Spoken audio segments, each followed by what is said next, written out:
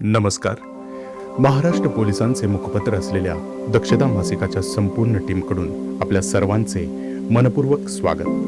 आज आपण पाहणार आहोत दक्षता मासिक अंक मे 2026 मधील तपास कथा. प्रतीक्षा.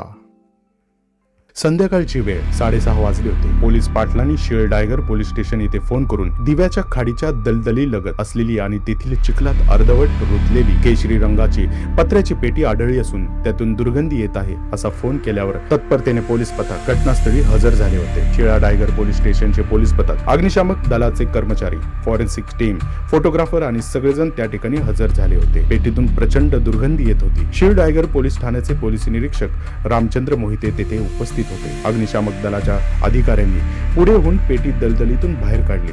पेटीचे झाकण बंद करून तिला 3 ठिकाणी कुलूप लावलेले दिसत होते. कटरच्या साह्याने ते तोडावे लागले. पेटीचे दार उघडल्यावर पोलिसांना आत एक प्लास्टिकची गोणी दिसली.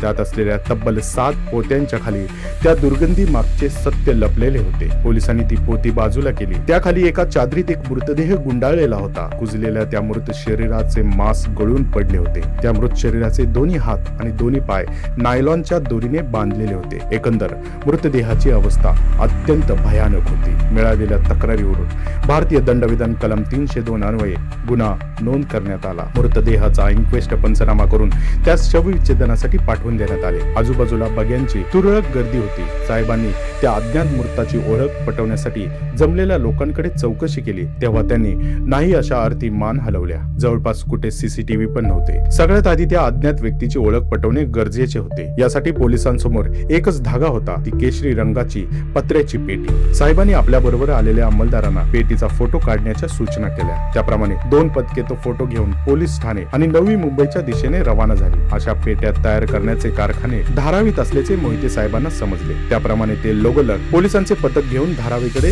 रवाना झाले. धारावीच्या गल्लीबोळातून पोलीस त्या पत्र्याच्या पेटीचा फोटो दाखवत फिरू लागले. आवाढव्य पसरलेल्या त्या परिसरातून त्यांना अशा प्रकारची विशिष्ट पेटी बनवण्याचा कारखाना होता.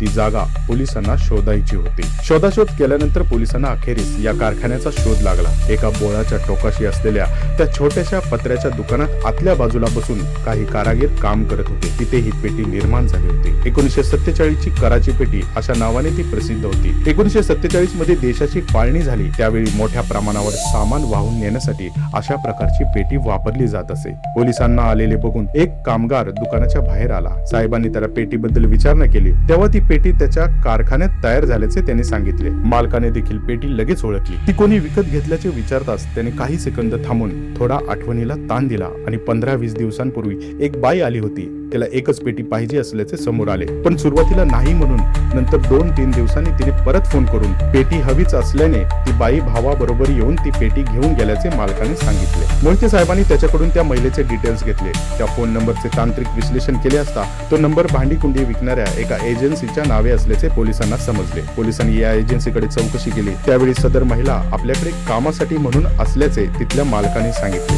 साहेबांनी मालकाला विश्वासात घेऊन तिला बोलवायला लावले आणि शेजारच्याच एका चहाच्या दुकानापाशी ते चहा पीत थांबले. त्याप्रमाणे साधारण 15-20 मिनिटांनी पुष्पा तिथे आल्यानंतर त्या एजन्सीच्या मालकाने पोलिसांना लांबूनच खून केली आणि अलगदपणे पुष्पा पोलिसांच्या ताब्यात आली. पोलीस तिला घेऊन पोलीस ठाण्यात आले. पुढे झालेल्या चौकशीत पुष्पाने खून केल्याचे कबूल केले. मेलेल्या माणसाचे नाव धर्मेंद्र असल्याचे तिने सांगितले. साहेबांनी मारण्याचे कारण विचारल्यास मृत धर्मेंद्र तिच्या आयुष्याचं वाटोळे केल्याचे तिने सांगितले. पुष्पाचा नवरा मरून बरेच दिवस झाले. तसेच तिला 3 मुले असल्याचे तिने सांगितले. धर्मेंद्रची व तिची भेट झाल्यावर सगळ्या इच्छा पूर्ण होतील असे तिला वाटले होते. पोरांचा आजोबा स्वतःबरोबर त्यांना गावाकडे घेऊन गेला. 2 वर्षे ते दोघे बिन लग्नाचे खोली भाड्याने घेऊन राहायचे. पण असं फार दिवस राहू शकणार नाही हे तिच्या लक्षात आले. लोक चौकशी करायचे. पुष्पाला लग्न करायचे होते पण धर्मेंद्रची चालढकल सुरू होती. तो तिच्यापासून महत्वाच्या गोष्टी लपवायचा. त्याच्या गावाकडे त्याच्या लग्नाची बोलणी सुरू झाली होती. पोरगी बघायला जाणार असल्याचे समजल्यावर पुष्पाला राग आला. त्याच्या नादाला लागून 2 वर्ष फुकट घालवली असे तिला वाटायला लागले. मग तिने ठरवून भावाला मदतीला घेत घरातच त्याचा गळा दाबल्याचे व मृत शरीर पेटीत टाकून खाडीत फेकल्याचे कबुली जबाबात सांगितले. पोलिसांनी घटनास्थळावरील मुद्देमाल, निवेदन, पंचनामा मुद्देमाल, कपडे, मोबाईल हे सर्व तपासणीकरिता संचालक, न्यायसहाय्यक वैज्ञानिक प्रयोगशाळा यांच्याकडे पाठवले. लोखंडी पेटी विक्रेता व इतर साक्षीदार यांचे जबाब नोंद करून CDR प्राप्त केले.